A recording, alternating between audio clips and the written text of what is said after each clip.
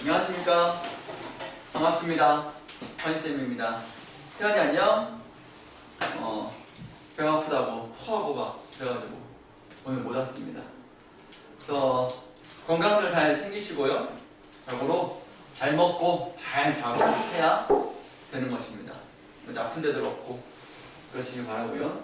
자, 빠작 빔런토케 1번의 54쪽 사회지문 네 번째 제목을 보니까 건물 3층 높이의 지도. 3층 높이면은 한 10m는 좀 되는 거죠. 그런 지도가 있나? 쉽죠? 보겠습니다. 자, 다시 한번 우리가 이 지문을 이 책을 어떻게 활용하냐면 지문에 대한 분석, 포인트, 밑줄. 이게 이런 내용이구나. 중심 내용과 뒷받침 문장을 중심으로. 그 다음에 한 번 더 지문에 대한 분석을 확인하기 위해 다음 페이지에 있는 지문 분석 꼼꼼하게. 그러면서 지문 내용 한 번 더 확인하고. 그 다음에 배경 지식 읽고, 그 다음에 어휘 공부하는 것입니다. 맞죠? 그런 다음에 바로 다음 페이지에 있는 문제로 가서 꼼꼼하게 또 선택지를 체크하면서 공부하는 것이죠. 쌤이 주로 해야 할 일은 이것입니다. 지문에 대한 이해를 중점적으로 하고 그 다음에 문제 풀었나 확인하고 그 문제에 대한 OX를 부족함이 없이 했나를 확인해 보는 것이죠. 여러분들이 궁금한 점이 있다면 같이 토론으로 해결해 주는 것이고. 자, 여러분이 한 것과 선생님이 있는 거랑 어떤 차이가 있는지 비교해 보는 것도 포인트다. 분단 번호 쓰시죠? 1문단. 조선시대 건물 3층 높이의 지도가 있었다. 뭐지? 되게 궁금해지죠? 딱 들어가면 동쪽 큰 나라의 지도라는 뜻을 가진 대동여 지도 옆에다가 기억 써주고 들어봤죠? 대동여 지도. 조선 자주성을 가질 큰 자주성? 나란 말씀이 등기계다라. 딱 떠오르십니까? 태연아? 나란 말씀이 등기계다라 떠오르니? 세종어제 훈민정음 창제의 원리.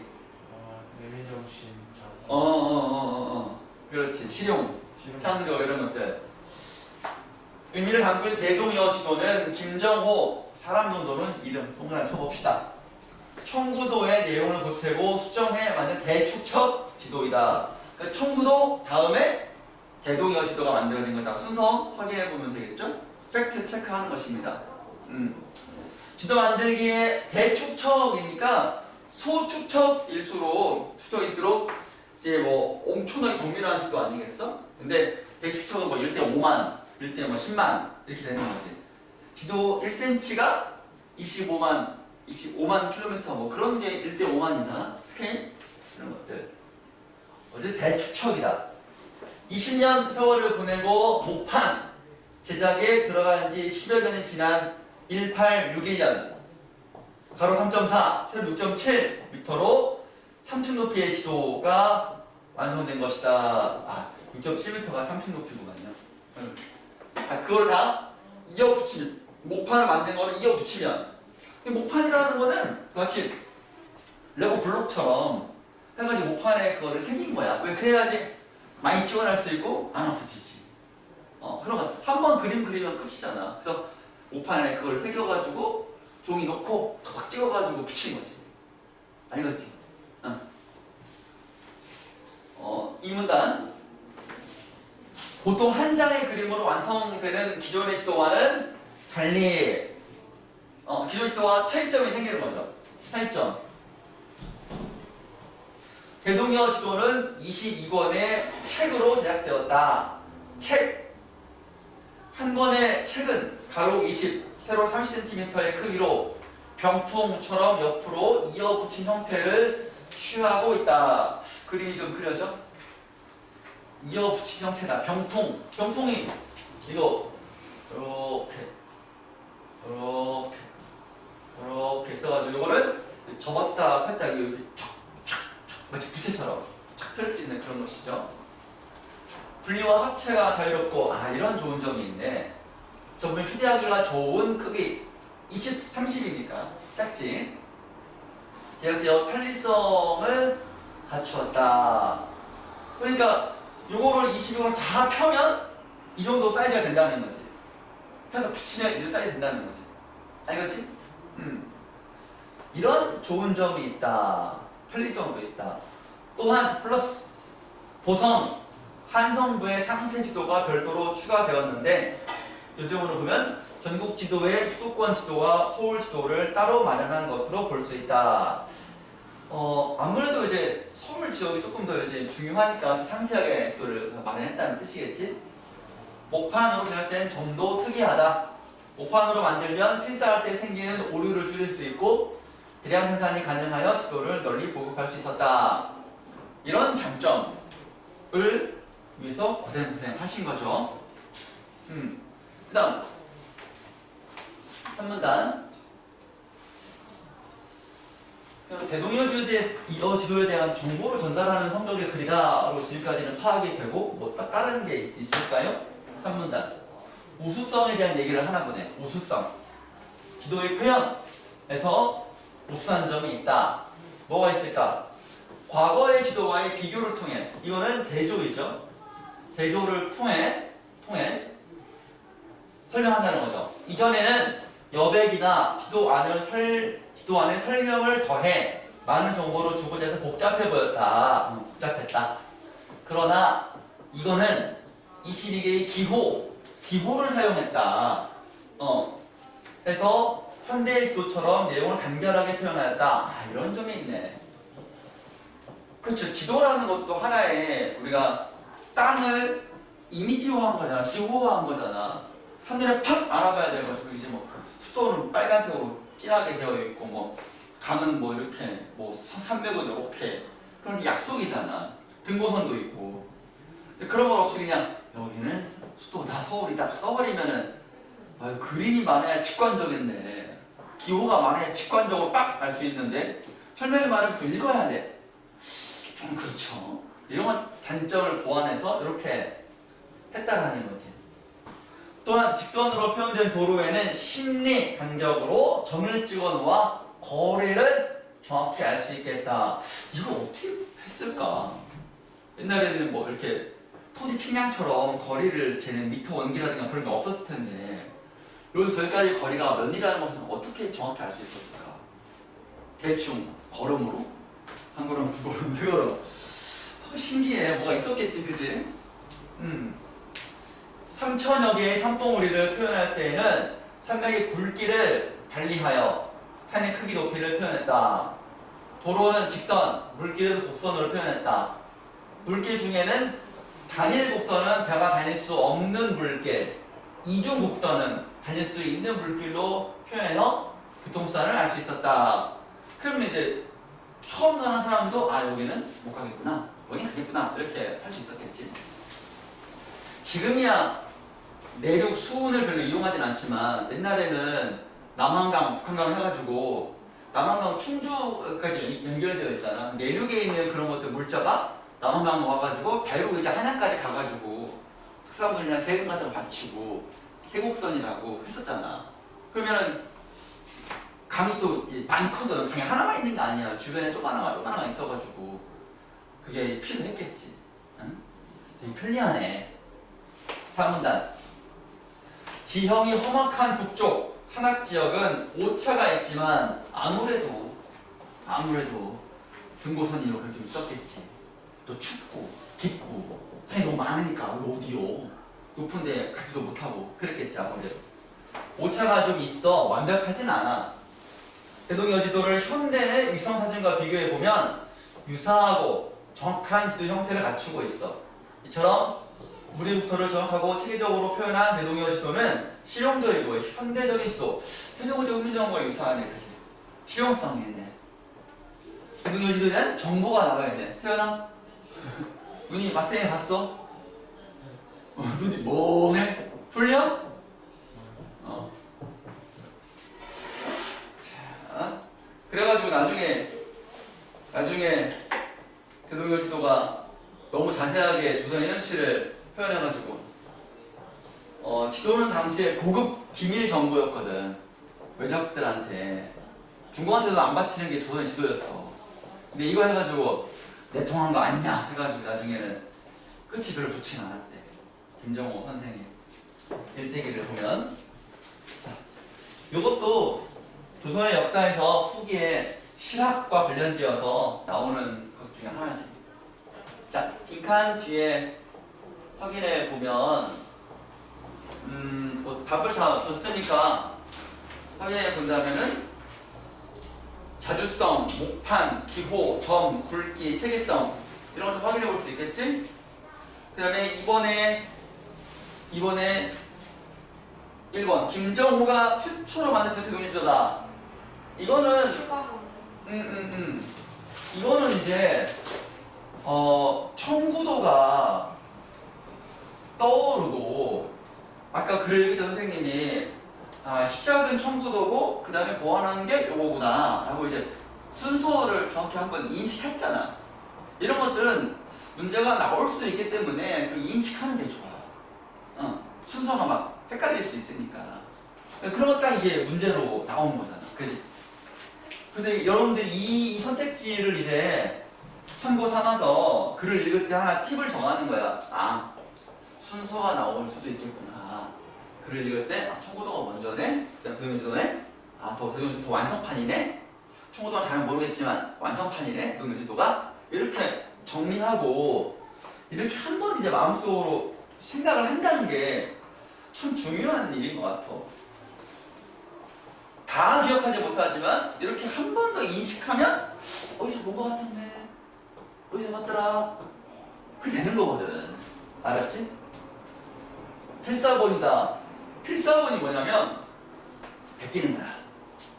옛날에는 인쇄술이 덜 발달했기 때문에 인쇄본이 아니라 필사했거든. 값싸고 옛날에는 그 필력이 좋아가지고 필사 베끼는 게 엄청 이제 유행했었거든. 우리나라 그거 알지? 세계 최초의 금속 활자 그런 거 만드는 우리나라라고. 세상에 구텐베르크보다 40년인가 100년인가 앞섰었어. 상정 고급예문 또는 직지신체 요절 이런 걸 이제 한 거잖아. 근데 우리가 왜 서양 인쇄술만큼 폭발적으로 되지 못했냐? 왜죠? 약간 뺏어가거나 그런.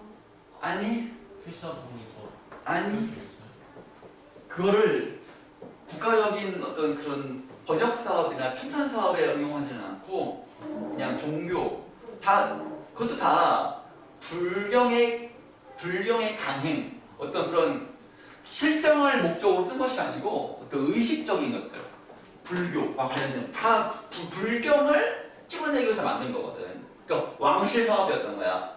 왕실에서 왕실의 안녕과 번영을 위해 불교 경전을 만들면 찍어내는 걸로. 그래가지고 절에서 주로 했고 팔관대장 같은 경우도 이제 목판으로 찍어낸 거잖아. 목판 인쇄술이었잖아. 그래서 이제 금속활자가 돈도 많이 들고 해가지고 다양하게 하지는 못하고 불경 경전에만 한정을 썼다라는 거야. 아쉽게도. 이걸 상업적으로 썼다면은 엄청 좋았겠지만. 그래서 금속활자가 최초라는 타이틀이 있지만 더 많이 번역해서 지식의 폭발적인 변화를 일으킨 것은 서양한테 졌다. 그런 얘기가 있어요. 필사본이라는 그게 아니죠. 목판본으로 만들었다. 필사한 거는 베껴줬다 보면은 오류가 있을 수 있어요. 그러다 목판 팍 찍어버리면 그냥 찍! 잉크 묻혀가지고 탁본 하듯이 여러분. 탁본. 잉크 묻혀가지고 딱 찍으면 되는 거잖아. 알겠죠? X. 3번 대동인지도 기호를 사용했다. 포인트죠. 간결하게 표현했다. 정답입니다. 동그라미. 배가 다니는 게 단일곡선인가? 단일곡선, 이중곡선 기억이 나요. 근데 기억이 잘 안 나면 확인해보면 있었던 건 아는데 확인해보니까 단일곡선은 배가 다닐 수 없는 거고 이중곡선이 그냥 다닐 수 있는 것이라고 했었죠. X. 별도로 추가된 상세 지도가 있었다. 상세 지도, 한성부 좀 있었다라고 했었죠. 동그라미. 네, 그 정도 여러분 잘 해주시고요. 제가 어휘 보겠습니다. 본문 저거 배경식 읽어보시고요. 산을 오르기에는 날씨가 날씨가 험한. 험악하대요. 험악하다. 험악하다. 정훈이의 글은 대상을 간결 쓰면 되겠네요. 간결하고 명료하게. 그런 흔들 들어온다. 그러면 지도 축적 중 대축적. 대축척. 이 기술적으로 뭔지 모르겠지만 보면 나와 있으니까 그대로 가는 거지 뭐. 큰 축척을 사용했다 뭐 그런 거지 뭐. 문제가 끝나면 간단한 다과를 마련. 마련하였으니 준비했다 이 소리죠. 준비했다. 새로운 기술이 보고. 보급돼요. 보급. 제공돼요. 자, 6번 보태다. 이미 있었던 거. 그렇죠. 보태다. 용돈 보태줄까? 네. 얼마나 좋아. 보태줘. 이거 필사. 베꼈어. 베끼는 거. 오차. 오차. 측정 오차 이런 것들. 그 자 같은 경우도 여러분 측정 오차가 항상 있어요. 왜? 너무 덥니? 아, 괜찮아요. 뜨겁니? 살짝. 그래. 추울까? 너 춥진 않지? 추우면 얘기해. 예. 물개. 미음이 되겠습니다. 자, 밑에 이거 굵기가 아닌 굵기. 넓고 넓다, 맑고 막다 생각나시죠? 맑고 막다. 자, 객관식 문제 보겠습니다. 태연아, 잘 하고 있지? 네, 하고 대답해. 카톡 보내. 언제 들었는지 확인해보는 들었는지 안 들었는지. 1번 이런 것들, 이런 문제 이렇게 여러분 풀었나 보세요. 일치하지 않는 것은 동그라미 있나 없나 보세요. 있습니까? 있습니까? 아유, 훌륭합니다. 1번 보겠습니다. 기도 이름에 조선의 자주성이 나타나 있다. 자주성이란 말 들어봤습니다. 굿. 1문단? 좋습니다. 책마다 분리가 가능했다. 분리라는 말 나왔어요. 그죠? 분리라는 말 나왔어요. 분리라는 말 어디? 2문단? 그래요. 2문단. 기호를 사용했다. 간결을 사용했다. 이거 맞는데 몇 문단? 3문단? 1, 2, 3. 그러네요. 정답을 보고 4번, 5번입니다. 직선 도로는 종류마다 굵기를 달리했다. 굵기를 달리하는 게 있긴 있었는데 이거 그거는 300 아니야? 300? 어디 있어? 오, 4문. 3문단. 3문단. 여기다가 300이라고 써주면 더 좋겠죠. 그럼 확실하게 4번이 문제가 있다. 이렇게 숫자로 써주시고. 근데 위성사진과 비교할 때 오차를 제외하고 지형과 매우 유사하다. 이건 글을 읽을 때 우리가 이해하면서 받아들였죠. 야, 속으로 그래서 여러분들, 야, 어떻게 그 시대에 이렇게 만들 수 있었을까? 그래가지고 조선 팔도를 20몇 번이나 백두산을 20몇 번이나 왔다 갔다 했다 그랬잖아. 우리는 뭐 그것도 걸어서 그냥 간 것도 아니고 여기 가가지고 그리고 여기 가서 이렇게 그리고 얼마나 거시기 했을까요? 그 노력 대단하지. 몇년 걸려서 20년. 지도 만드는데 10년은 지났어요. 지도 만드는데 20년, 목판작에 10년. 새겨야 되는 거니까 이거 얼마나 힘들어. 새기다가 또 이상한데? 그럼 다시 가고. 그래서 10년 걸렸겠지. 목판 새기는 거는 말 그대로 그냥 이런 목판에다가 붙여놓고 그림 그려서 붙여놓고 새기기만 하면 되는 건데 그건 별로 힘든 건 아니거든. 작업에는. 근데 그러다가 이상한데? 다시 갔다 와. 지금이야 갔다 오는데 1시간, 2시간이면 가지만 우리나라 여기서 지금 다행히 수원이 대한민국 글도 이쪽 가운데 있으니까 부산까지 한 3-4시간 차로. 그럼 부산까지 가면 대충 어디를 가든 4시간 정도면 가는 거 아니냐. 거의 끝까지 4시간 정도 왔다 갔다 하는 거잖아. 당신은 걸어서 한양에서 부산까지 걸어서 한 달이었어. 그냥 걷기만 해도 한 달이야. 근데 가면서 보는 거 아니냐. 그러니까 얼마나 왔다 갔다 하면서 시간을 많이 보냈을 거야. 알겠지? 그 노력. 죽을 위기도 처하고 호랭이 만나고 호랑이 알지? 호랑이가 많았다니까. 옛날에는 산에 호랑이 잡아간다 그랬었어. 밤에 막 호랑이 울음소리 많아고 그랬었어. 많이 좀 있지. 진짜로 무서웠지. 그래서 호랑이는 속담이 참 많아. 호랑이한테 물려가도 정신만 차리면 산다. 꽃가마다 무서운 게 없고. 호랑이한테 마늘만 좀 주면 돼요. 아무튼 그래 그런 호환. 그래서 호환을 당했다 이런 말을 많이 썼어. 호랑이랑 관련된 이야기가 좀 많았지 옛날에. 아니겠지? 토끼 여기서 그렇지 뭐 호랑이가 되게 무서우니까 호랑이를 우습게 만들고 멍청하고 좀 이제 희화화하고 해학적으로 표현이 되게 많았어. 오히려 그 무서움과 두려움을 바꿔버리는 거였지. 정치에 대해서 말할 때 보면 동시에 말하면 쌤이 힘들어. 뭐라고? 그 소금 무슨 책 있으죠? 동화 전래동화 같은데 보면 호랑이한테 사람이 먹혔는데 원래 실제 같으면 죽잖아요. 근데 그 배 안에서 막 호랑이 가죽 빼먹고 그런 전래동화가 있었어요. 그런 것도 있고 또 그 호랑이 나오면 그 정치를 많이 비판하는 그런. 그거 호질 네. 그 호질 내가 읽었지 그치? 그때 그 호랑이는 괜찮은 호랑이지. 그게 긍정 부정이 다 있어. 또 토끼 전에도 호랑이 나와서 멍청하게 당하기도 하고 막 그래. 그것도 비판하는 거. 그렇지 그것도 이제 어리석은 지배계층인 거지. 속아 넘어간 지배계층. 욕망도 그렇고. 이거 볼까? 기업과 A에 대해 파악한 내용으로 가장 적절한 것은 자 매일 70평생 이렇게 정확한 지도를 본 일이 없다. 영조가 동국여지도를 받아보고 한 말이다. 동국여지도는 정상기가 동국지도 다시 그린 것이다. 만들어지기 100년 전 영조 후기 때 만들어졌다. 그러니까 지도가 하나만 있는 게 아니었다는 거지. 정상기는 백리척을 이용하여 동국지도를 만들었다. 백리척이란 백리를 한 척으로 줄여서 표현한 것이다. 전체가 보이는 동국지도 한 장, 각 도별로 따로 그려 팔도 지방지도 8장. 지방지도도 동일한 백리척을 썼기 때문에 퍼즐 맞추듯이 딱 맞추면은 전국지도가 딱 맞춰졌다. 도별로 도시 이름을 다른 색으로 표시하고 기호를 사용해서 필요한 정보를 빠르게 알아볼 수 있는 지도도 만들었다. 도로는 빨간색으로 그리되 중요한 도로는 더 두껍게 그려서 도로 정보도 좀 더 정확하게 전달하고 했다. 동국여지도의 특징에 대한 거다. 이거랑 대동여지도랑 비교해보라는 거 아니었어?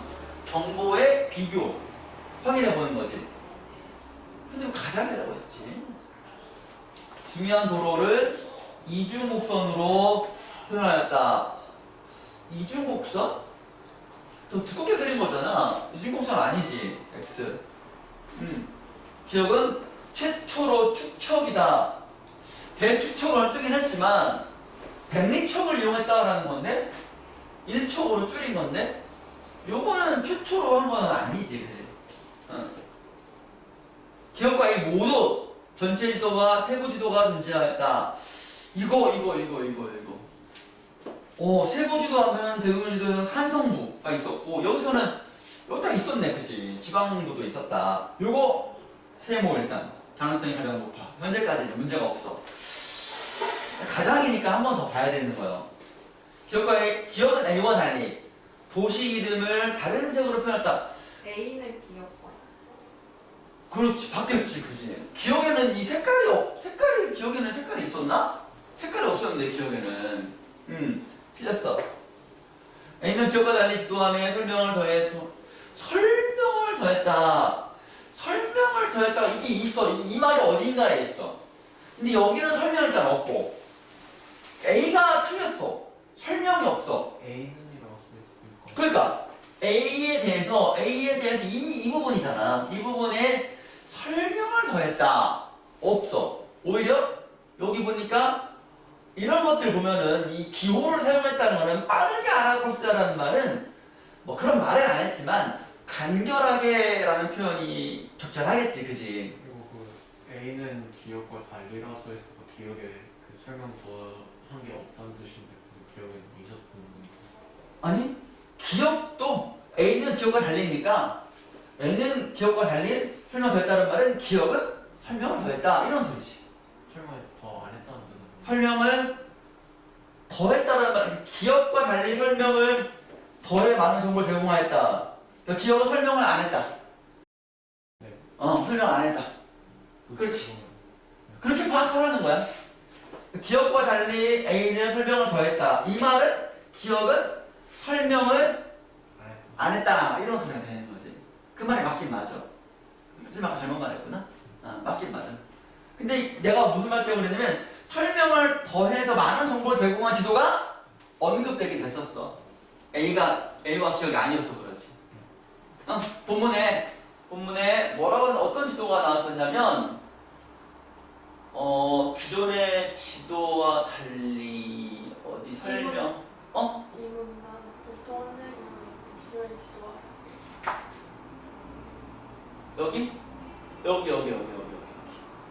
여기 이전에 우리나라 지도는 설명을 더했다. 이 부분이 나와있지. 그러니까 살짝 어디선가 본 것 같은데 정확히 이제 찾지를 못하면은 본 것 같은데 본 것 같은 게 다 맞는 건 아니거든. 정확하게. 그랬지. 이 부분은 내가 설명할 때 왜 주목했는지 그때 기억나지? 비교하는 거. 이전의 지도와 달라진 게 뭐냐? 이전에 말이 많았다. 근데 지금 기호로 만들었다. 이런 점 좋은 거구나. 이렇게 인식을 한번 하면 좋다는 거야. 알겠지? 계속 거듭거듭 의식을 하고 여러분이 훈련을 하셔야 되겠습니다. 아시겠죠? 네. 자, 오늘은 이제 1교시 이거 하고 계속 쭉 나가고 그 다음에 2교시 때는 지난번 약속드린 문학에 대한 개념을 조금씩 할 거예요. 책 준비해왔어. 사게 할 수가 없어. 안 나와 이 책이. 너무 좋은 책인데 안 나와. 그래서 쌤이 이제 그걸 이제 스캔으로 잘 해가지고 이제 이 컬러를 인쇄했어요. 보여줄까? 껍데기가 이건데 이게 좋아 이게 좋아. 어떤 거요? 선택을 하세요. 저 이거요. 그래요? 자, 이게 좋지? 해설했지. 자, 하나 너는 내일 와. 알았지? 내일 온대. 오전에 와서 수학하고 그 다음에 나한테 숙제 공부하는데. 자, 시 문학에 대한 공부입니다. 이게 고등학교 과정에서 다 배우는 거라서 여러분들은 이거 문학은 이걸로 끝내겠다 이런 다짐이죠. 이때 이것을 설명드리고 지금은 사회 5번 보겠습니다. 금리는 자금 사용에 대한 대가. 경제 지문이네요. 조금 어려울 수도 있으니까 주목해서 잘 볼게요. 돈을 은행에서 돈을 빌리면 원금과 이자를 갚아야 한다. 이런 소리입니다. 내가 사업해야 될 돈이 없어. 은행에 빌렸어. 그럼 이 빌린 돈 원금을 갚아야 되고 이 돈 공짜로 빌려주는 건 없죠. 이자율에 따라서 이자. 그러니까 1,000만 원에 1%다 하면 이제 매달 이제 10,000원씩 갚아 나가야 되는 것이죠. 원금 다 상환할 때까지. 그래서 이자율은 금리가 거의 이제 이자율과 쌤쌤이거든요. 거의 비슷하게 되는 것이죠. 금리는 굉장히 민감하다.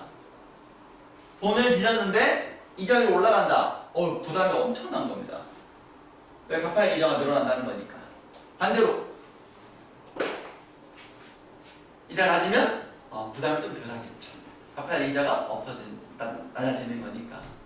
은행 입장에서는 죽을 맛이겠네. 수익이 없으니까. 자, 이런 관계.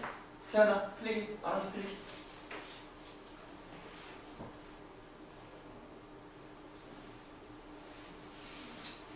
일문단 보겠습니다.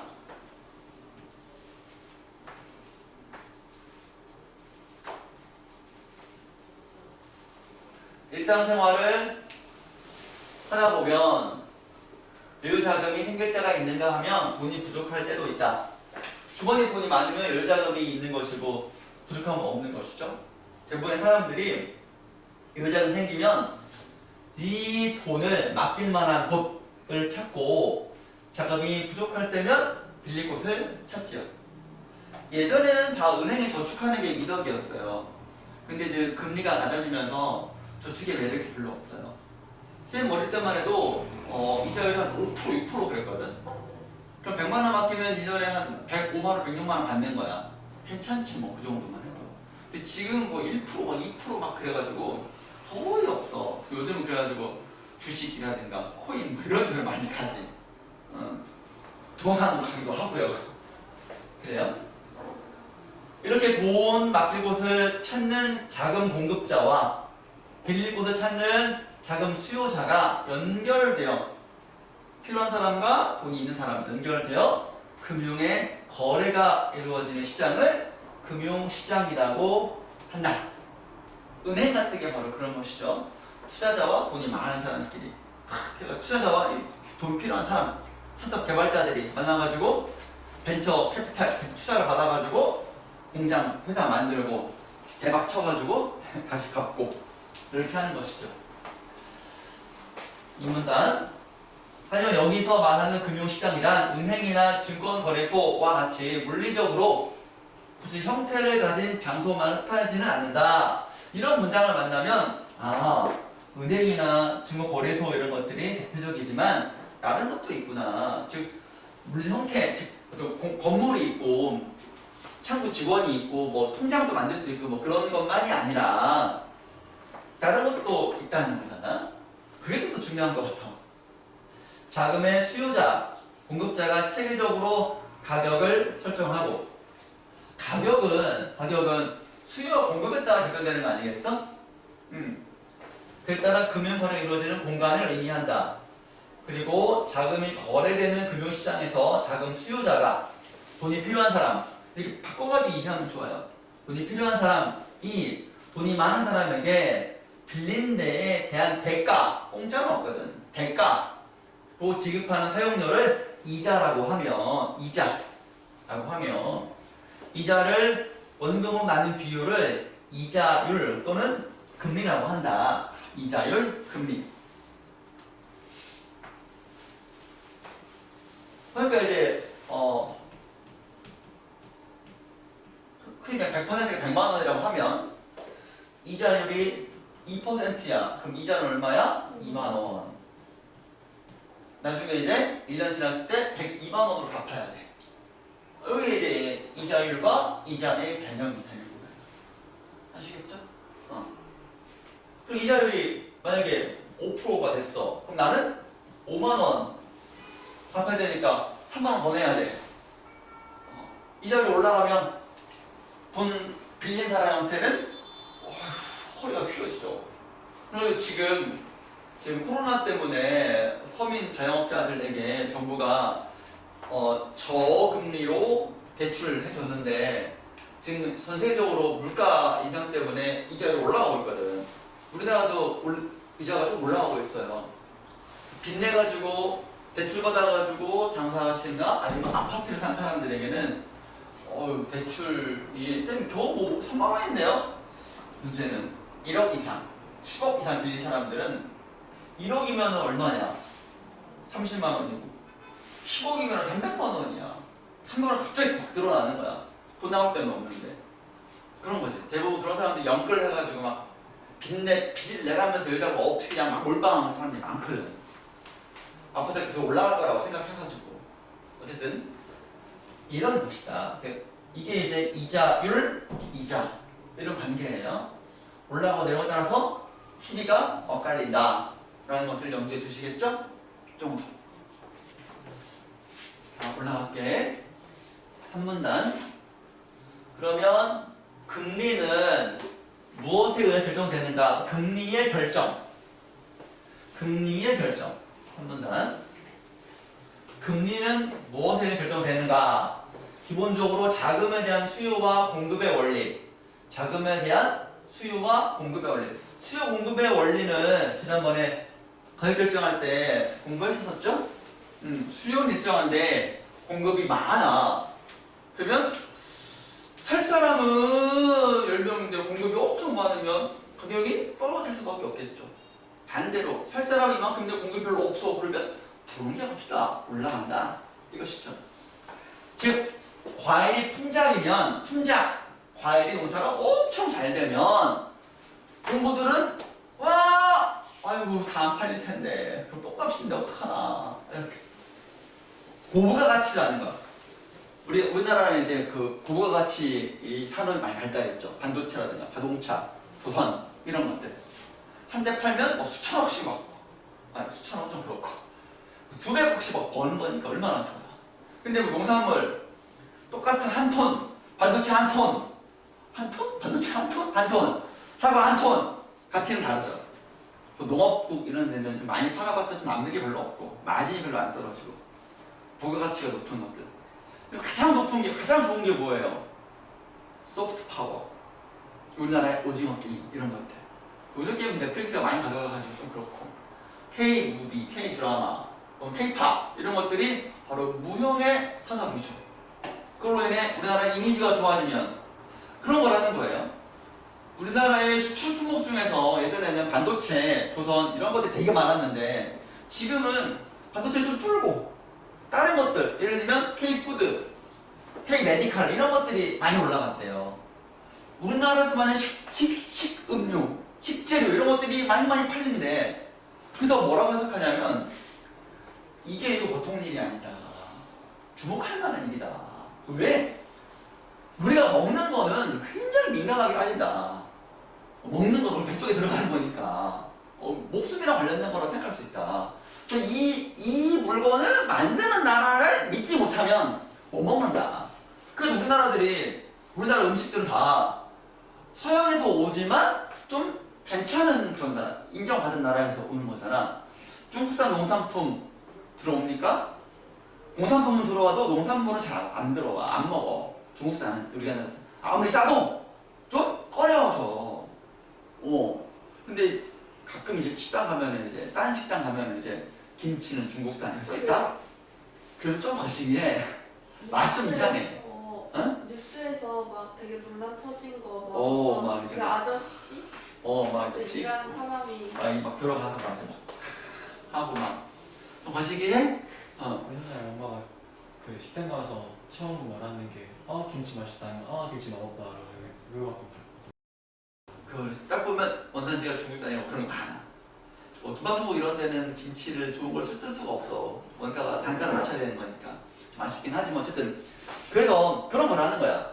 우리나라의 국적이 올라가서 한국 믿을만하다. 그러니까 먹을 거라든가 화장품 이런 것들, 뷰티 이런 것들 막 수입한다는 거야. 수입하면서 엄청 올라갔대 그게. 소프트 파워도 그렇게 되고 있다. 명실공히 선진국이 되고 있다. 선진국의 1세대는 너네들이 MZ세대 얼마나 좋아. 자, 흉작이면 발 떨어지고 흉작이면 발값이 올라. 근데 문제는 뭐야? 팔 게 없어. 흉작이면 별로 없으니까 이래나 저래나. 흉작이어도 농도 너무 맛있으면 괴로워? 이런 거는 좀 문제가 있잖아. 그래서 이럴 때는 뭐야? 정부가 나서가지고 사과가 풍년이야? 그러면 사들여야지. 그래서 보관을 잘하는 거야. 신선도 유지하게. 보관할 때 흉작이면 그걸 풀어야지. 가격을 일정 유지해야 아저씨들도 생계가 유지될 거 아니냐. 쌀을 이렇게 하고 있어 지금. 쌀이 우리 흉년이어가지고 20한 7만 톤 정도가 오버 생산이 됐대. 그래서 그거를 다 샀어 정부가. 가격이 이제 이거 없으니까 가격이 왜 유지가 됐대. 잘했지. 정부가 잘했지. 정부는 그게 필요한 거거든. 자, 비교한 거야. 모르듯이 시중이라는 말은 시장에 돈이 많으면 필요한 사람이 별로 없겠지. 그러니까 금리가 떨어지겠지. 그리고 이 관계 여러분, 요거에 대한 이해가 필요해. 선생님, 봐봐, 들어봐.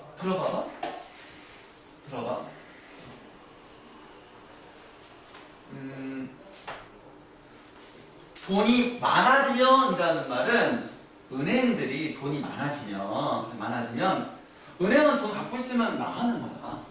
은행은 대출해가지고 대출 이자를 먹고 살아야 돼요. 하다못해 1원이라도 100억 빌려주면 저 다 10만 원 되는 거잖아. 그 정도야. 은행이 돈이 많으면 안 되는 거야. 빌려줘야 돼. 근데 사람들이 돈이 많이 있으면 누가 빌려줄 쓰나? 자기도 쓰지. 은행 굳이 이자 가면 이자 들어가면서 뭐하러 은행 돈을 빌렸어. 그지? 그러니까 은행 입장에서는 제발요. 돈 좀 빌려가 주세요. 이자를 낮춰드릴게요. 1%, 0.5% 파격! 그러면 필요한 사람이 있다는 거지. 아무래도 이자가 싸면 대출을 경기가 원래 따라 대출도 이제 부가가치 뭐 그래가지고 대출 많이 하면 괜찮다고 그래. 그런 기업도 있다는 거야. 즉 은행 돈이 많으면 대출이 안 나갈 것 같아가지고 이자를 제발요 0.5% 0.1%까지 해드릴게요. 제발 좀 대출해 가세요. 이러면 거야. 반대로 돈이 없어. 돈 구할 데가 없어. 그러면 은행 가서 제발 좀 이자 더 드릴 테니까 돈 좀 빌려주세요. 이렇게 하겠지. 그래가지고 제1은행권 못 가가지고 제2제3계 막 사채업 가가지고 연이자 300% 3000% 해가지고 신체 포위각서 쓰고 막 신장 뜯기고 그런 사람들 되게 많잖아. 사채 시장 가가지고 이자 기본 30-40%야. 30-40%면은 장난 아니야. 그런 대출도 이제 근절해야 되겠지? 경기도에서는 이재명 지사가 잘해가지고 없어졌어. 서울 이런 데 많지. 아무튼 그래. 요 원리 이해했지? 돈이 양이 줄어들면 금리는 오른다. 돈이 필요한 사람이 많네. 돈이 없어가지고 야 이자 2%? 3%? 3% TV 있잖아. 3%? 4%? 콜! 너한테 빌려줄게. 돈이 없으면 이거 이해했죠? 이해하셔야 돼요. 이거 3문단 이러한 자금의 수요와 공급은 어떠한 요인에 의해 영향받을까? 이유가 뭐냐? 어떤 원인 있을까? 자금의 수요 돈이 필요하다라는 말이야. 자금은 돈이야. 캐피탈 돈이 수요 필요하다. 주로 생산을 떠는 기업들의 투자에 의해 좌우된다.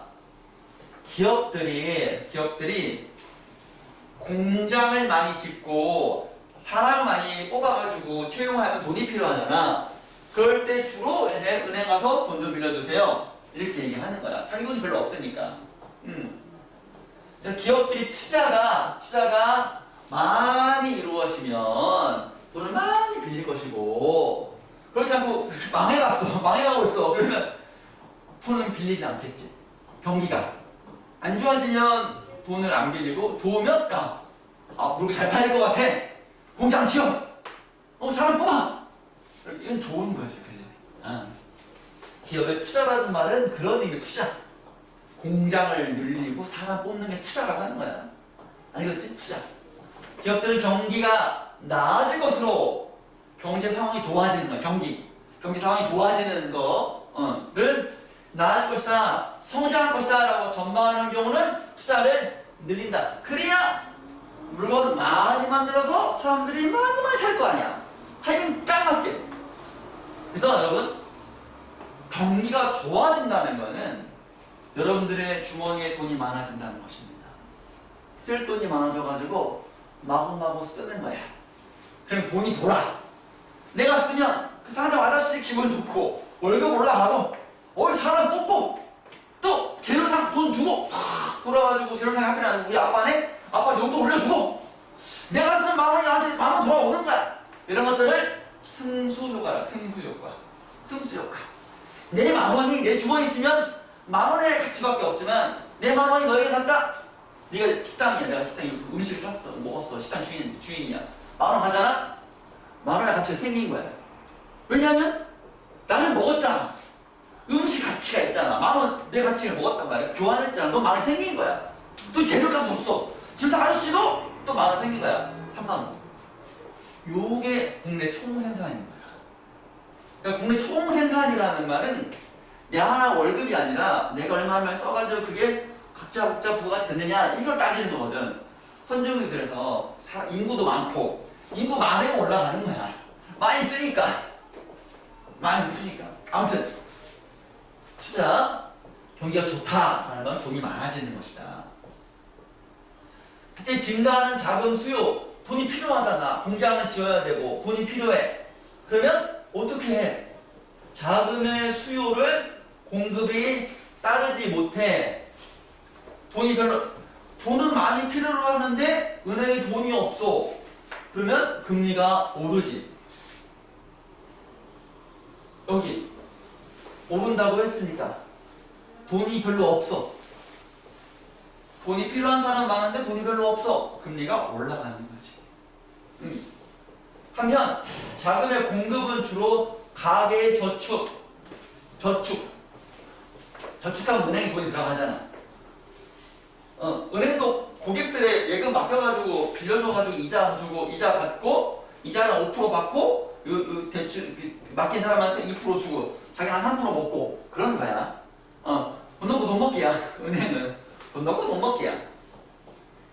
때문에 가계의 수수이 낮아지면 그러면 저축을 못 하겠네. 월급이 줄면 저축 못 하겠네. 갑자기 300에서 200으로 줄었어. 그럼 그 저축할 돈이 없지. 쓰기도 바쁜데 모자라겠네, 그지? 낮아지거나 소비가 늘면 만약에 300, 200으로 줄었어. 저축 못해. 300인데 다 써버렸어. 저축 못해. 이런 거라는 거지. 낮아져도 저축 못해. 소비가 늘어서 저축할 수가 돈이 없어. 그러면 은행에 돈이 안 들어가네? 그럼 돈이 못해. 들 돈이 없는 거지. 그럼 금리는 올라간다. 라는 그런 얘기지. 그러면 금리는 오른다. 이거를 여러분이 잘 인과관계로 따져갈 필요가 있다. 이 사이클만 잘 이해하면 쉽게 올라갈 수 있어. 이 밖에 물가 변동, 물가라는 말은 물건의 가격. 물건의 가격이 물가예요, 물가. 물가 올라가면 일단 서민들에게는 안 좋은 거야. 비싸게 하니까.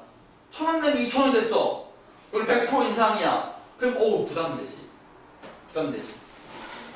이상도 자금의 수요 공급에 영향을 끼쳐 금리를 변동시킨다. 자세히 나오진 않았지만 물가 변동도 금리 변동에 영향을 미친다라는 거 하나 정도 알 수 있겠지, 그지? 이런 거. 자, 한편 금리는 어떤 금융시장에 형성되느냐에 따라 여러 종류의 금리로 구분될 수 있다. 여러 종류의 금리. 예를 들어 사례. 금융기관의 예금 및 대출 금리, 채권의 수익률 등이 그것이다. 예금 금리, 대출 금리, 채권의 수익률 다 금리다. 그리고 동일한 금융시장 내에서도 자금을 빌린 사람의 자금 용도, 어디다 쓸 건지, 얼마나 빌릴 건지, 신용도에 따라 수익이 다르다. 그렇지. 이런 거야. 보통 보면은 선생님 같은 경우는 아파트 구매할 때 아파트가 갑자기 막 올라가면 그 대출 받아야 되는 거잖아. 근데 지금 3천만 원 대출 갖고 있는 중이거든. 근데 선생님은 빌린 기간이 10년, 20년, 30년 이렇게 있더라고. 그 기간이, 갚아야 할 기간이.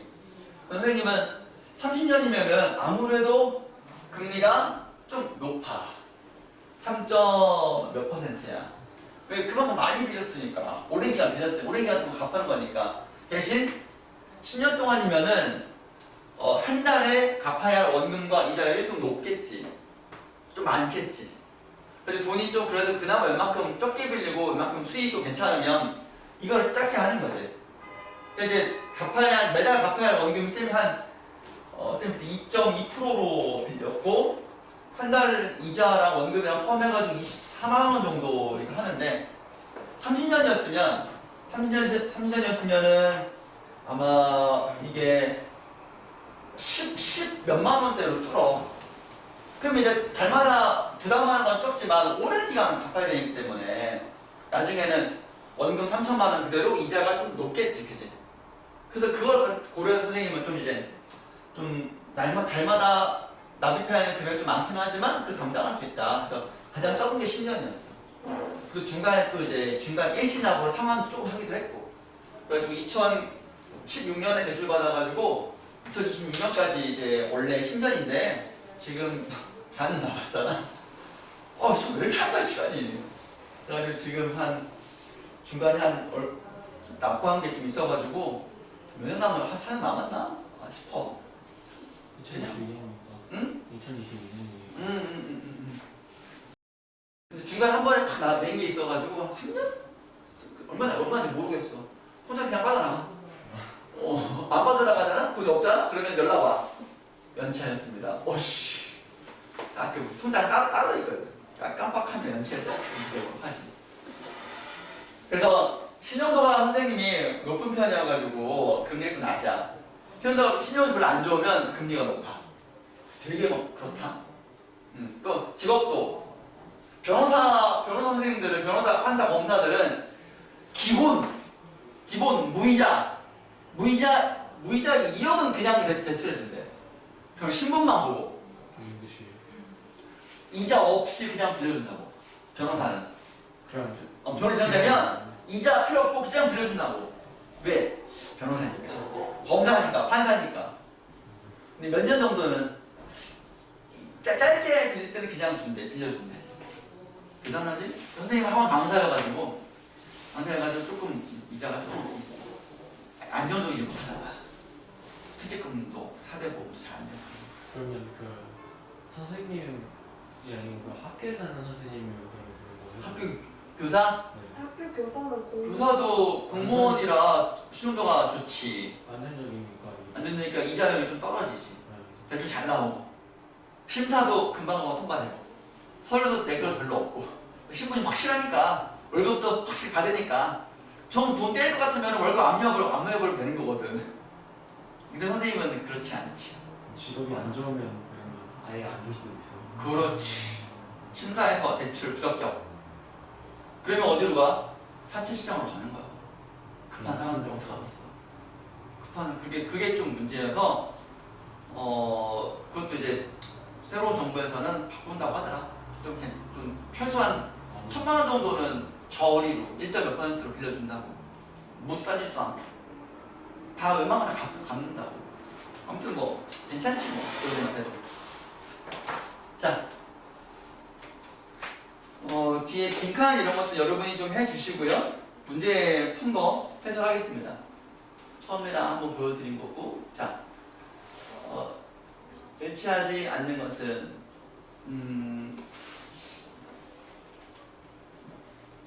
후보라고 안 돼 있네? 채점하신 거예요? 나도 추천 받았습니다. 아, 지금 같이 해주시면 더 좋아요. 5번? 너도 5번이라고 그랬니? 5번 볼까요? 금리는 같은 시장 내에서 원금에 대하여 일정한 비율을 유지한다. 이렇게 보면 뭐 그럴듯하고 그러잖아요. 그럼 이거에 대한 정보를 판단하기 위해서 어디로 가야 되냐? 금리, 같은 금융시장, 원금에 대한 일정한 비율을 유지한다. 금리가 나와 있잖아요. 금리. 1문단은 아니고 2문단도 아니고 3문단?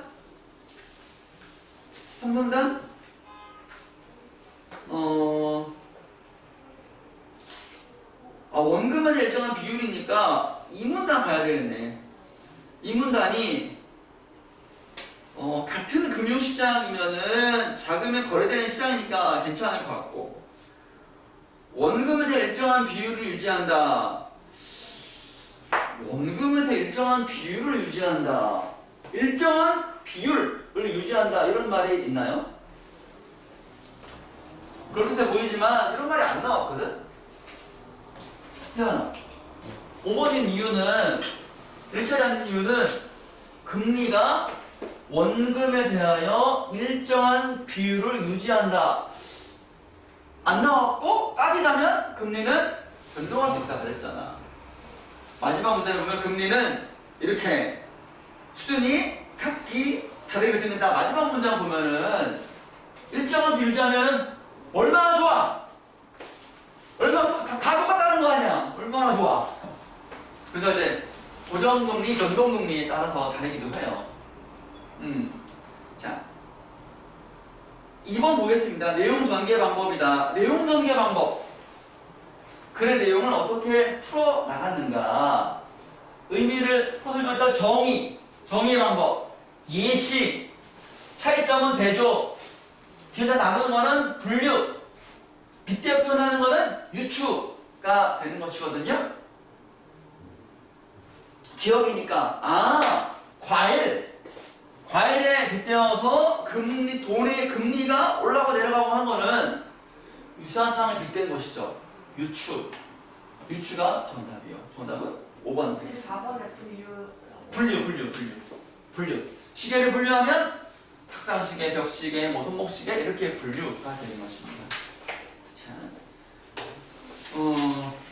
그래서 61조까지 됐고, 게임 이론은 다음 시간에 해야 되겠네. 숙제가 어디까지였죠? 65조까지였죠. 네. 숙제는 조금 빨리 나갈 수 있으니까 어디까지 할까요? 태연아, 네가 좀 해봐. 양심껏. 저번에도 3개 나갔으니까 77조까지 하면 될까요? 하나만 더 합시다. 업그레이드. 그러면 81조가고요? 81조까지. 꼼꼼하게. 아시겠죠? 81조까지. 5분만 쉴게요.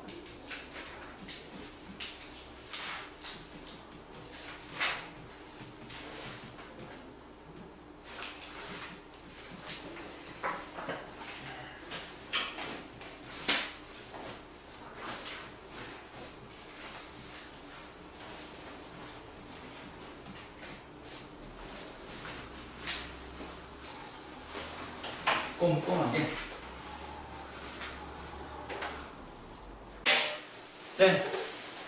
2교시 문학 개념 이론 작품을 공부하겠습니다. 여러분들은 요 책으로 지금 이제 있는데요. 이 책이 정말로 좋은 책이고요. 지금은 절판돼서 안 나와요. 구할 수가 없어요. 이 책을 쌤이 이제 깨끗한 걸 잘 골라가지고 스캔해가지고 여러분들 제보해 드린 거니까 보면서 이제 느끼시기 바랍니다. 프롤로그에 이런 글이 있습니다. 우리가 이런 글을 잘 봐야 됩니다. 어떤 글이든 뮤지에 있는 글은 잘 읽어보시면 좋겠습니다. 한번 읽어볼게요. 노인 목사 한 분이 있었습니다. 언젠가 그 노인이 내게 뭘 설명하면서 땅바닥에 집을 그렸습니다. 내가 받은 충격은 잊을 수가 없습니다. 아니 이거 집을 그린 순서가 판이하였다. 완전 달랐기 때문이다. 지금부터 그리는 우리들의 순서와는 바꾸었습니다. 잘 생각해보세요. 이거였지 않습니까? 아닌가요? 쥐소를 그린 다음에 그 아저씨는 쥐소를 그린 다음에 아래부터 그린 다음에 기둥, 돌이 들고 지붕 이렇게 그렸다는 거예요. 집을 그리는 순서는 집을 짓는 순서였다. 일하는 사람의 그림이었다. 그래. 무심함이 부끄러웠다. 나의 서가가 한꺼번에 무너지는 낭패감이었다. 어떤 나의 얄팍한 지식이 무너지는 지적인 충격을 받았다. 봐서 이게 진실인데. 이런 깨달음을 팍 와서 좀 부끄러웠다. 내가 느낀 바가 많았다라고 신영복 선생이 쓴 스필의 일부입니다. 이걸 쓰는 이유가 뭘까를 가만히 보니까 높은 곳에 이르기 위해서 낮은 곳부터 밟아야 합니다. 천리길도 한 걸음부터 합니다. 순서를 생각하지 않으면 목표한 바를 이루기가 어렵죠. 한 번에 높은 곳을 뛰어오른 적은 없어요. 시 공부도 마찬가지. 시가 어렵다 합니다. 아는 시는 그게 또 무슨 내용인지 알아. 근데 시험에 예를 들면 항상 아는 시만 나오는 것은 아니거든요. 중학교 때야 그나마 좀 이제 교과서에 있는 거 위주로 나와요. 그렇지만 단어 역사 공부했지 않습니까? 낯선 시 나오잖아요. 요즘 중학교도 그렇지 않아가지고 조금 나오기 시작했어요. 특히 시 같은 경우는. 그럼 한 문제가 혼납하는 거야. 몰라가지고 읽을 줄 몰라서 시를 몰라서. 그래서 시를 어떻게 하면 어느 정도는 무슨 소리가 이해하기 위해서는 차근차근 좀 이제 단계를 밟을 필요가 있다. 시 뭐 한두 편 조금씩 읽어봐서는 안 된다. 최소한 이 책에 나와 있는 시 조만조만한 거라도 잘 읽어보면 이런 게 시구만 느낌이 올 것이다. 예요. 기초부터 탄탄히 가져야 됩니다. 문제만 풀려고 조급하게 앞서면 사상 누각입니다. 모래밭에 집 짓는 거예요. 금방 무너집니다. 나갈 수가 없어요. 탄탄하게. 쓰나미가 몰아닥쳐도 넘어지지 않은 단단한 뿌리는 기초부터 차근차근 치는 것이다. 차근 뿌리를 하는 그런 것이 필요합니다. 이 책은 그런 면에서 최고의 책이다. 여러분들이 공부하게 될 개념입니다. 여기 보세요. 이만한 개념을 배우게 되는 겁니다. 3쪽에 보시면. 여기 보세요. 가나순으로 딱 나와 있습니다. 여러분들이 이 책을 다 끝내면 이거에 대해서 다 말할 수 있을 것이다. 지금 여러분들이 아는 게 있을 것이다. 숙제 1번. 집에 가서 여기 딱 읽어보고 아는 거야. 동그라미. 애매한데 세모. 몰라. X. 표시해 오시기 바랍니다. 디카 C라고 할게요. 선생님 근데 있을 것 같은데. 네. 이거 수준이 고등학생 수준이에요? 중삼 수준이에요? 고1 수준입니다. 아 어쩐지 모르는 게 참 많아. 중3도 할 수 있어요. 쉬워요. 다 모를 것 같아. 네? 다 모를 것 같아. 안에 하나로 있으면 성공한 겁니다. 3쪽의 개념. 안다는 동그라미. 애매하다 세모. 모른다 시 이름들이에요? X. 네? 시 이름들이에요. 아니요. 시 용어? 개념입니다. 개념. 용어. 네. 지금 말고 숙제. 지금 말고. 이거. 그냥 그걸 따로. 공책 적으세요. 공책 적으세요. 녹화 올릴 거니까. 이거 우리 단톡방에 올릴 거야. 단톡방에 단톡방에 있었어요. 만들려고. 그냥 올려줄게. 숙제는 찍어가지고 올려줄게. 자, 이런 것들 다 나오는 것들입니다. 이 선택지 이런 데 다 나오는 것들입니다. 물론 더 있어요. 이 안에 세세 더 있어요. 이게 핵심이다. 끝이 아니다. 다음 페이지 보니까 공부하는 작품이 어마어마합니다. 어마어마해요. 어마어마합니다. 막 진짜 많아요. 원소인. 그래요. 뭔 회고 배웠네? 네. 오늘 배운 거네? 향수? 아는 것도 있고 모르는 게 좀 더 많겠죠. 그러나 다 알게 될 것이다. 1대 100. 이것이 시이고 소설은 또 있다. 또 한 번 더 있다. 자, 이걸 하게 될 것이다, 여러분들. 그 다음에 넘어가셔요. 이거 볼까? 중딩은 좀 그렇고 고딩 내신 문제에서 이 개념을 이제 확인할 때 이런 겁니다. 보세요. 이 시의 특징이 아닌 것은 똑같은 방식으로 문제를 푸는 것이고요. 상이라는 시어를 통해 인생을 너그럽게 살아가는 태도를 제시한다. 태도라는 것. 애티튜드, 자세라는 거야.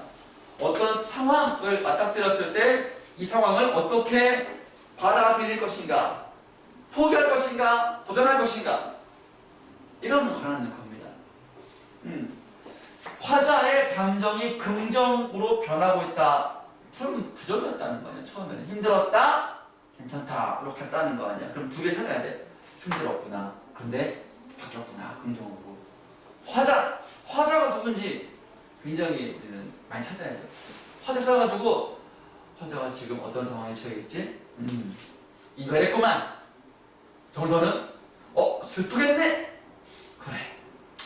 어쩔 수 없지. 이런 식으로 이해하면서 한 인물에 공감하는 거예요. 생판 처음 보는 사람하고 얘기를 해서 그 사람 얘기를 듣고 공감에 눈물을 흘릴 줄 아는 능력이 바로 문학 감상 능력입니다. 쉬운 일이 아닙니다. 여러분 마음부터가 오픈되어 있어야 돼. 단어 하나에 그 있잖아. 그 우리 왜 엄마 생각. 아, 열무 30단을 이고 시장에 가는 우리 엄마 안 오시네. 해면시든지 올해 엄마 발작 소리 안 들리네. 어둡고 무서워. 근가 틈틈으로 고요히 빗소리. 느기파! 그 절절한 엄마에 대한 그리움과 혼자에서 외로움과 두려움이 있는 수많은 어린애기의 그 얼굴 표정과 이불에 숨어가지고 무서워서 숨어가지고 아무리 숙제를 천천히 숙제를 해도 엄마 안 오시네. 발자국 소리 토목토목 안 들리네. 누구 무서워. 천박처럼 방에 담겨 네, 혼자 엎드려 훌쩍거리던 내 유년의 윗목 어쩌고 눈물 흘리는 것 봐. 눈물 흘리는 것 봐. 왜?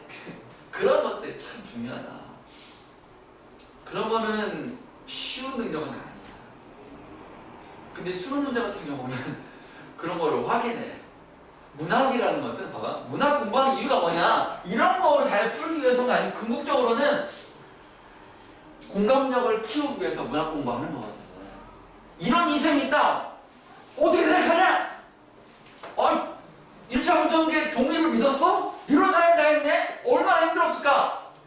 그래, 그런 것처럼 어려움에 처했어도 항상 희망을 갖는 태도가 좋겠지. 교육적으로 바람직하잖아. 그냥 도덕책 같은 것도 국민윤리책 도덕책이라고 하잖아. 바람의 삶의 질에 대해서 딱딱하게 얘기하는 것도 도덕교육의 목표이지만 국어에서 문학은 특히 학생들에게 주는 바람직한 교훈, 삶의 자세, 태도 이런 것들을 가르치는 문학에서는 그런 것들이 자꾸 내면화, 깨달아서 마음속에 하나의 기둥으로 삼아라. 힘들어도 등불 하나 삼아라. 그런 거거든 이게. 쉬운 일이 아닙니다. 그러나 헌신과 함께라면 가능하다. 대상의 이미지에 대한 이미지가 참 좋네. 첫인상이 참 좋네. 이미지는 그림이라고 보면 돼. 아까 엄마 생각에서, 엄마 걱정해서 애 얼굴 표정 그려져? 와, 엄마 안 온다, 게임해야지. 오지 마, 엄마. 이런 표정 같니? 아니면은 왜 안 오는 거야? 엄마. 무서워. 누가 가면 저 멀리서 발자국 소리, 아니면 저 동구 밖에서 엄마가 캔동아! 엄마 왔다! 하면 이제 막 엄마가 일부러 막 소리 내주는 거잖아. 힘내라고. 엄마 왔다 그러면 보통 용기가 생겨가지고 칠흑 같은 어둠을 뚫고 엄마! 하면 소리 질러가지고 고무신 신고 막 검은 신고 막 이제 빵빵한 검은 고무신 가라니까 검은 신고 달려가다가 첫 받아가지고 문 깨지고 엄마! 아이고 캔동아! 밥 먹었어? 아니 엄마도 밥 못 먹었지. 그래, 엄마가 떡 싸웠다. 떡 먹어라. 아유, 상상 한번 해봐. 대상의 이미지에 대한. 그러면 어떤 것이건 여러분들이 시어가 주는 그 이미지가 있다고. 사과하면 떠오르지? 야, 세연아, 뭐 스트로베리 하면 떠오르지? 딸기. 그렇지. 맛있지, 그지? 딸기 알아? 알구나. 딸기 아는구나. 농담 해봤어. 딸기는 맛있다 하면 달콤 이런 것들 생각나니? 레몬을 딱 손에 쥐어서 레몬? 오 마이 갓! 딱 손에 한 입을 딱 먹는 거예요, 생으로. 쌤으로? 네. 아직까지 그런 그런 무모한 만행은 저지르지 않았거든? 그런 적 있는데. Why? 저 신고 줘요. Really? 네. 근데 원래 어릴 때는 신 거 좋아하고 이 나이 먹어갈수록 이게 약간 좀 신 걸 많이 느낀대요. 선생님한테 약간 혀 미각이. 뭐라고? 선생님 나이를 과학적. 어, 과학적으로? 과학적으로 선생님 나이가 하리하라 해서 늙었어? 아니 그게 아니라 그냥 엄마가 그랬는데 약간 점점 나이 먹을수록 진짜 너네 엄마가 그런 거야! 나 안 그래! 그리고요 선생님도 그랬고요 찾아보니까 진짜 그랬어요 진짜. 성급한 일반의 오류야! 그러니까 한 마리로 진짜인데요 쌤. 과학적으로 선생님 나이가 많아져요. 진짜 찾아볼게요. 그래, 찾아봐. 야, 우리 아 진짜인데 이거? 정보, 진짜. 진짜예요 근데. 한 개의 비각이 있을 수 있어. 진짜. 쌤이, 너무 신 거 좀 그렇고, 신 거를 좋아해? 잘 먹어? 귤 잘 먹는 편이야.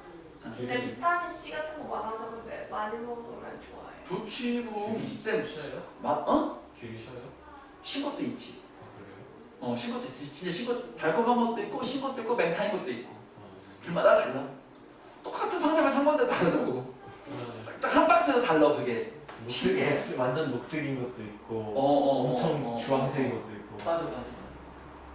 이미지는 그렇게 그래서 우리가 흔히 시각적 이미지, 청각적 이미지, 촉각, 공감각, 후각, 미각 그런 게 있는 거예요. 라면을 끓인다. 시각, 비주얼 장난 아니죠? 소리 들리죠? 쪘다 들리죠? 냄새 안 느낍니까? 냄새 안 나?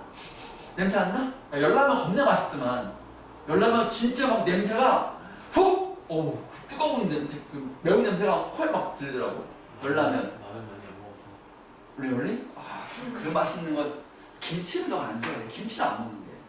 어떻게 김치를 안 먹을 수가 있지? 김치는 너무 싫어요. 외국에서 살았어요. 미국에서는 김치 엄청 좋아해. 근데 나만 싫어. 그게 그게 저희 가족의 아빠도 중학교까지는 그 김치를 진짜 안 좋아하다가 미국 가서 대학교 갔을 때 한식이 엄청 땡길 때 땡길 때 그때 먹어서 엄청 선생님도 삼겹살 있잖아. 고기 나 대학교 들어가기 전까지는 그렇게 즐겨 하지 않았어. 일단 삼겹살이 비계를 너무 싫어해가지고 고기를 먹어도 그냥 푸석푸석한 살코기 있는 거, 맛대가 하나도 없는 거. 그거만 나 먹었거든. 근데 대학교 가니까 삼겹살의 소주의 맛을 알아가지고 소주의 삼겹살의 맛을 알아가지고 탁 털어놓고 할 때 이제 대패 삼겹살 알지? 그 소주는 안 먹었지만 비싼 거 못 먹었고 대패 삼겹살 1인분이 2,000원, 2,200원짜리 대학 앞에서 팔았거든. 그 싸게 먹으면 그냥 파절이 넣고 막 먹고 이제 이런저런 얘기하고 막 이렇게 하면은 좋더라고. 그래서 그런 분위기 취해서 맛을 알았어. 그럼 고기 엄청 먹어. 잘 먹으니까 됐어. 돼지고기 싼 걸로. 맛있죠. 이미지. 그래서 그런 것들 상상하라는 거야. 쌤이 시 설명할 때 이런 데서 얘기를 많이 해주는 이유도 그렇게 상상하면은 그렇지. 시의 가슴을 안게 되는 거지. 시간의 흐름이다. 봄, 여름, 가을, 겨울, 아침, 점심, 저녁, 밤, 새벽, 아침 이런 것들이 이제 흐름이고 리듬감이다. 운율. 운율. 리자로 끝나는 말은 오리 대구리 너구리 항아리 이 밴 거지. Rhyme. Do you know rhyme? 힙합? 힙합? 선생님 말하는 게 뭐였어요? 리로 끝나는 단어. 리. 네, 괜찮아요. 몰라. 그 생각했어. 오리 너구리 개구리 항아리 또 뭐 있지? 많지. 찾아와.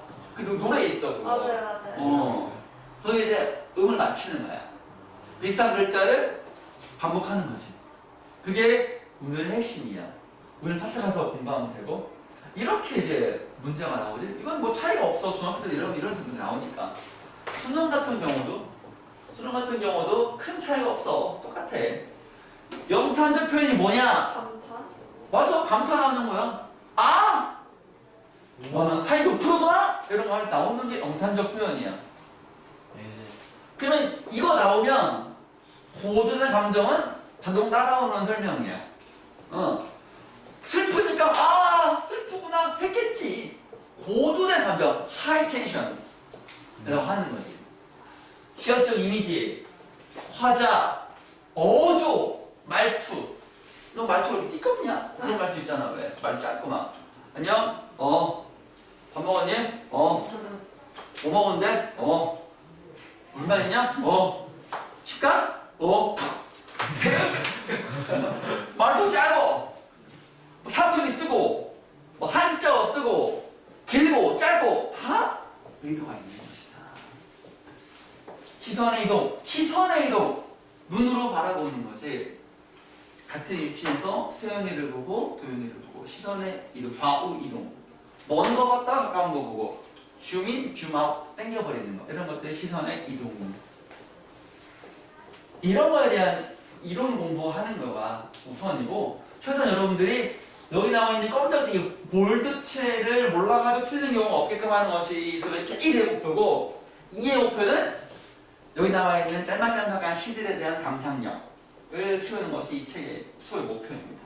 그래서 처음 어느 정도는 선생님이 좀 알려주고 여러분들이 조금씩 이해할 거예요. 여러분들이 그 수업 그런 거를 숙제를 그 다음에 갑시다. 오, 엄청 많네요. 아는 것도 많아요, 여러분들이. 시의 언어편. 여기 보세요. 시의 언어는 시의 재료예요.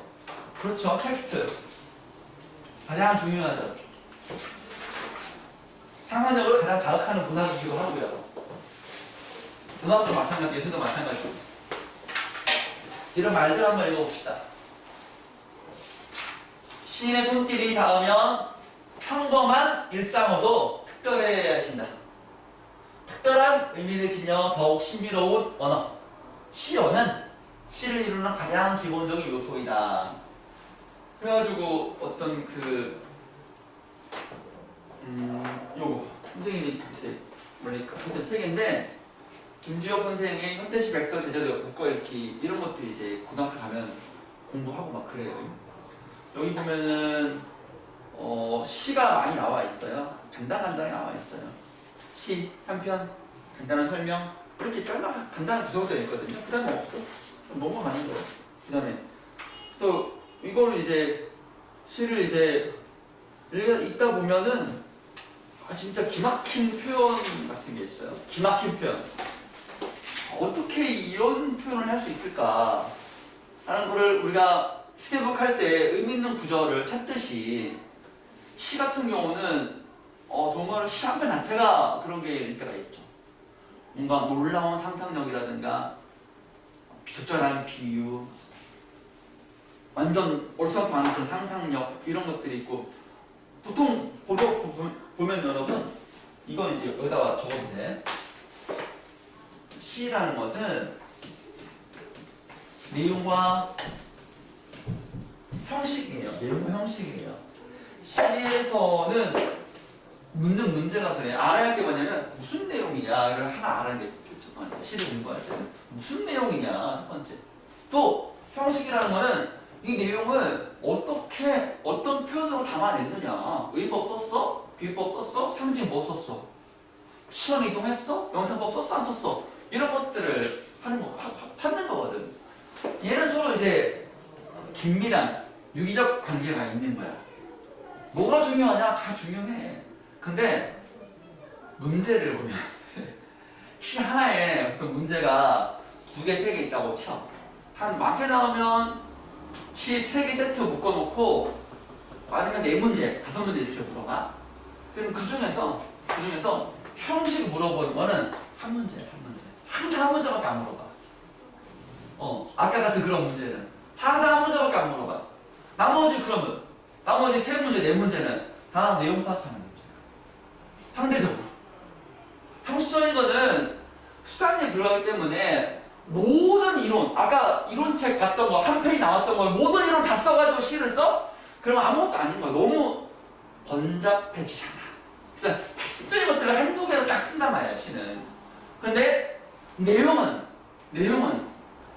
인간의 삶을 다루는 문학이라는 것은 내용이 몇 개 안 돼. 이별, 사랑, 만남, 사랑, 이별, 그리움. 아니면 뭐 나로부터의 만남, 이별, 사랑, 이별, 그리움. 인간으로서. 아니면 내가 사회관계를 맺고 있잖아. 부정부패, 비판하고 체념하고 포기하고 민주화, 뭐 일장정기, 저항, 한번놀이, 비판, 나쁜 놈 이런 식으로 욕하고 산업화 시대의 물질명의 소외, 성부동 비둘기, 불쌍해. 도시화 이런 것들 주제가 돌고 돌아. 특히 사랑 같은 경우는 이별, 아픔, 그리움은 예나 지금이나 동양이든 서양이든 영원한 주제란 말이야. 그러니 얼마나 표현이라든가 내용을 멋있게 해야 되겠어. 같은 사랑이라도 얘들아 여러분 같은 사랑에 대한 노래라도 요즘 얼마나 다양합니까? 20년대에도 노래가 사랑에 대한 노래였었고 지금도 그렇고 앞으로도 사랑에 대한 노래 있을 겁니다. 왜 사랑을 받아? 왜 지루하지 않아 우리는? 절절하니까 내 얘기 같고 그러니까 시가 사랑받고 문학이 사랑받고 예술이 사랑받는 겁니다. 무슨 말 하고 싶냐? 여러분들이 시를 대할 때 부속적으로 접근하는 게 중요하지만 그것보다도 가장 우선인 건 뭐냐면 느껴라. 느끼는데 그냥 좋다 이게 아니라 이 구절은 정말로 상상도 못할 정도의 울림을 주는 시구절이구나. 예를 들면 선생님이 아까 우열창패도 폈는데 천상병 시인의 이게 중요한데 의미 있는 19절을 찾아라. 기억하자라는 거예요. 선생님 같은 경우는 그래요. 귀천이라는 시가 있어요. 천상병 시인입니다. 배우게 될 겁니다. 뭐가 있냐면 어느 구절이 있냐면 이게 어떤 내용이냐면 하늘로 돌아가는 거다. 죽음이라는 게 두렵기만 하는 게 아니라 생각해보면 원래도 돌아가는 거다. 사람 언젠가 한 번 죽는다. 죽음이라는 게 두려워하는 게 아니라 그냥 담담하게 자연의 섭리 중에 하나 아니냐. 그래가지고 어떤 표현이냐면 나 하늘로 돌아가리라. 아름다운 이 세상 소풍 끝내는 날 가서 아름다웠더라고 말하리라. 이런 사맥이 있는 거야. 이게 1년이거든. 이 세상에 사는 것이 소풍 왔다는 거야. 소풍은 다시 집으로 가는 거잖아. 다시 그치? 에버랜드 갔다가 거기서 계속 살고 있어? 그러면 재미없잖아. 에버랜드는 재미없어. 집이 재밌지. 엄마도 있고 아빠도 있고 먹을 것도 있고 멍멍이도 있고 얼마나 좋아. 에버랜드는 우리가 있을 곳이 못되거든. 그렇지만 재미있잖아. 갔다 또 오잖아. 죽음이라는 걸 아름다운 이 세상 소풍 끝내는 날 가서 아름다웠더라고 말이야. 이걸 듣는데 와 너무 마음이 뭉클해지고 뭐 말할 수가 없어. 막 적고 공책에 막 적고 오늘도 아까 하나 적었어. 오늘은 아까 가끔 시도 이제 머리가 아프면 시를 적어요. 풀도 적었고 여기 오늘은 하관이라는 시를 적었어. 동생의 죽음에 대해서 아우의 죽음을 소재로 써서 안타까움, 혈육의 죽음에 대한 안타까움을 차분하게 했네. 그리고 또 기막힌 거를 발견했어. 이 책에서 이 선생님이 문학 전공 선생님이신데 EBS 강사님이셔. 지금도 나오고 계신데 이 하관이라는 시를 해설한 이 문장이 죽 같은 거야. 나 이런 표현 처음 봤어. 뭐라고 나왔냐면 흙탕물 알지? 흙탕물을 깨끗 물 있잖아. 왜? 흙탕물을 가만히 두면 흙이 가라앉고 위에 맑은 물이 보이지요. 사별, 죽음으로 인한 이별의 심정을 흙탕물인 채로 발산하지 않고 흙물 위에 맑은 물로 표현한 듯이 정결한 슬픔이 인상적인 시입니다. 잘 이해 안 되지만 무슨 말이냐면 사별의 아픔을 발산한다. 내 동생아! 이렇게 격정적으로 발산할 수 있다는 거야. 그런데 가만히 냅두면 그러면 나쁜 거는 다 가라앉을 거고 그 격정의 감정은 차분해지고 오히려 차분한 듯 담담하게 이별의 아픔을 말하니 그게 더 충격이라는 거야. 그거를 보통 시에서는 설명은 감정의 절제, 죽음이라는 감정을 똑바로 드러내지 않고 차분하게 절표해놨다라고 하는 거는 이론상으로는 감정의 절제야. 근데 이 감정 절제를 이 선생님은 흙탕물로 비유해서 흙탕물을 팍 뜯어낸 것이 아니라 그거를 흙탕물이 사라지지 않아. 흙이 그대로 있고 안에 있고 그게 거기가 말글만 있으니까 얼마나 비유가 탁월한 설명 아니겠어. 이런 거 만나면 주체할 수가 없어. 표시해야 돼. 밑줄을 안 볼 수가 없어. 포스트잇 밑줄만 긋고 덮어놓으면 뭔 줄 알아? 어? 웬 포스트잇이야? 혹시라도 잊어버리면 없겠지만 그 순간이 그대로 펼쳐지는 거야. 어떠냐? 시는 이러한 순간이 단 한 번 여러분이 있다면 시 많이 좋아져. 시인을 꿈꿀 수도 있어. 자, 여러분들도 비록 이 교재에서만이라도 가슴을 울리는 단 하나의 구절을 만난다면 괴롭게 될지어다. 그러면 시가 그렇게 어렵고 낯설게 느껴지지는 않을 것입니다. 아시겠죠? 전 뭐하면 짧게 몇 개라도 적어놓으셔도 괜찮아. 필사해도 괜찮아. 시는 고도로 정제된 예쁜 고단백 비타민이기 때문에 하나를 먹어도 엄청 효과적이야. 잡다한 문장이 없어. 시는 다 의미가 있는 것이거든요, 여러분. 시인들이 시 한 편 쓰기 위해서 한 달 열흘 고생해서 고르고 다듬어 쓰는 게 바로 시거든요. 그냥 막 쓴 게 아니야. 아시겠죠? 힘든 날, 마음이 요란한 날 차분해지기 위해 시를 베껴라. 지금 뭐 베껴요? 여기 있는 거 아무거나 하나 베껴. 마음에 드는 거. 그러면 좋다. 요 필기 좀 부탁해요. 네, 근데 이거 시 부분 말고 여기 소설도 있고 문법도 있는데 그거는 어떻게 해요? 차분히 해야죠. 문장을 하게 되겠지.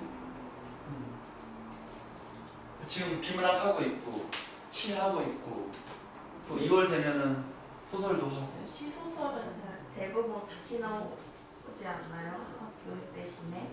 같이 나오죠. 그래서 이제 시를 어느 정도 설명하고 또 이제 소설 좀 들어가고 문법도 또 이제 문법 2월 달에 할 거예요. 문학은 시로 쭉 나가고.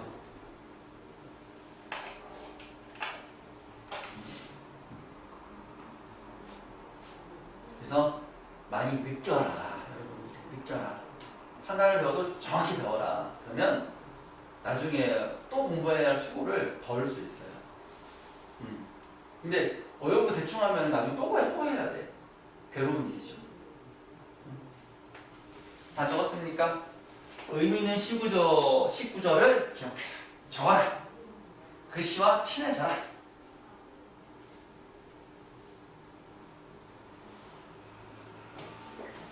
적어볼까?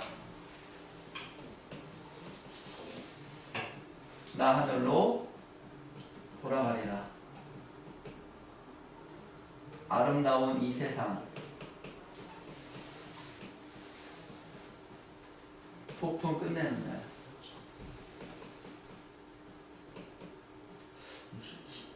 해는 삼행인데 이게 만나면 되겠다. 여기 끌어졌나? 가서 아름다웠더라고. 가서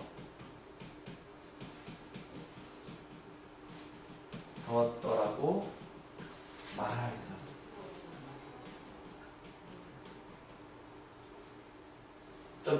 전부 다는 아니야.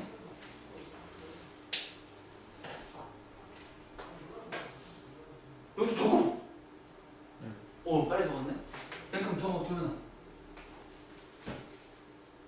이렇게 시 한 편 적게 시키고 말이야. 그럼 시 공부하면 시를 많이 적어야지.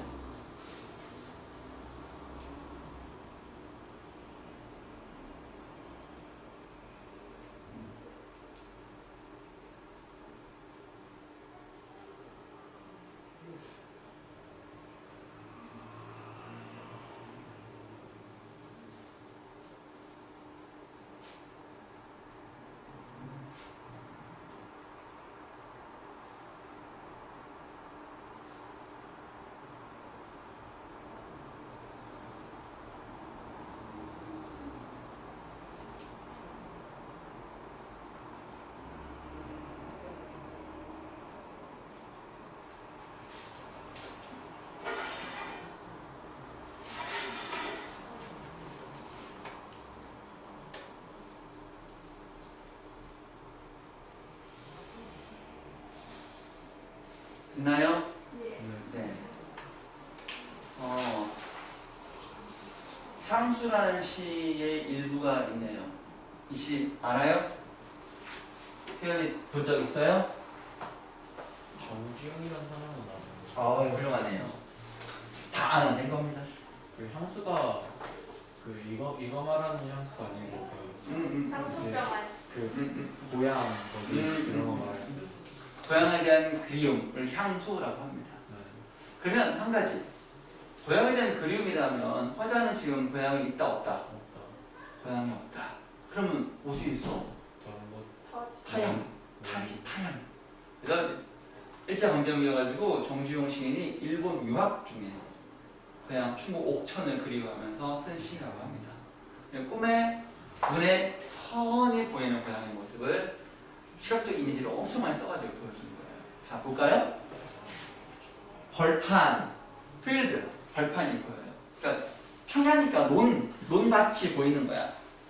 보통 한국의 전 시골 마을은 마을이 있고 뒤에 산이 있고 배산 임수라고 하죠. 아.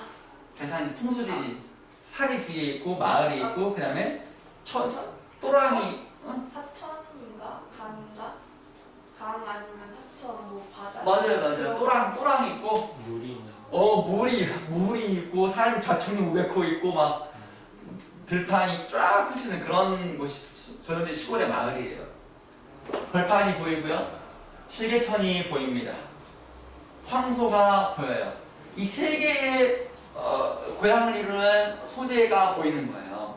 근데 그것들에 대해서 넓은 벌판이 딱 보이고 거기에 또랑이 보이는데 이 또랑에 대한 설명이 옛 이야기를 지줄대는 이라고 했어요. 실개천에 흘러가는 물소리가 정겹게 들리는 거야.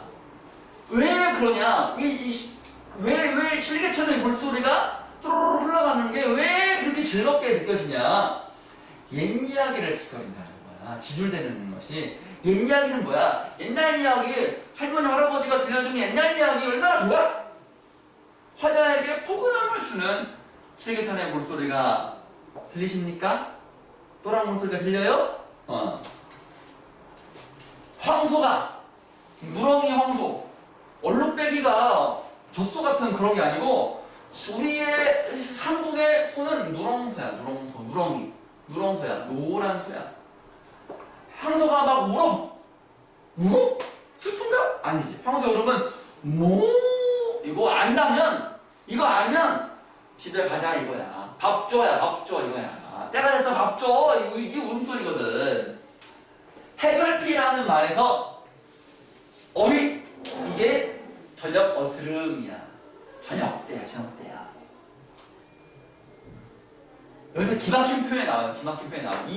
이 표현. 봐봐.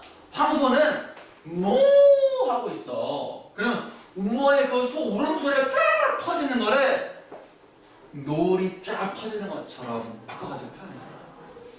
공감각이거든 이게. 공감각? 금빛 울음이야. 금빛 울음 통해가지고 공감각 기막힌 표현.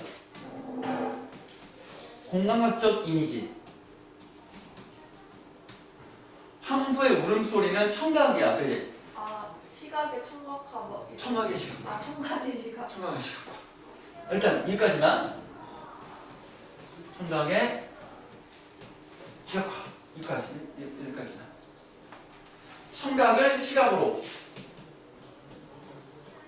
청각을 시각으로 바꿔서 표현했다. 울음이 금빛까지 나온다는 뜻이에요. 맞아요. 황소의 울음소리가 금빛같이 퍼져나간다 이 소리입니다. 그럼 황소의 울음소리가 동네에 꽉 찼다 이런 느낌이 팍 더 들죠. 울음이 꽉 차는 느낌인 거니까. 이런 게 참 기막힌 표현이지. 흔히 쓸 수 없는 표현이지. 어떻게 황소의 울음을 정겹게 표현할까? 말이 꽉 차는 그런 느낌을 준 거지. 어때? 기가 막히지 않아? 이런 거 만나면? 나는 그런데. 요거 하나 오고 자 다음 시간에는 더 이어서 요거를 조금 더 하고 비문학은 이제는 이제 그 확인하고 체크하고 개념 설명 조금 이제 동무 설명하는 것 중심으로 이제 비중을 조금씩 낮출 거예요. 비문학은 설명할 때 딱히 없는 파트거든. 많이 읽고 고민하고 제 막힌 부분만 뚫어주면 되는 거라서 차츰 이제 개념 수업 위주로 비중을 관리하겠습니다. 아시겠죠? 이렇게 해서 한 달마다 새로운 것들을 추가해 나가겠습니다. 숙제는 요거에 이제 그 휴대북이랑 신문 읽기는 당연히 해야 되는 것입니다. 다음 주에 이제 휴대북 5를 드릴게요. 저 신문 3개 나왔어요. 얼마 안 남았네요. 좋습니다. 좋습니다. 여기까지 하겠습니다. 수고했습니다. 빠이. 태환이 안녕.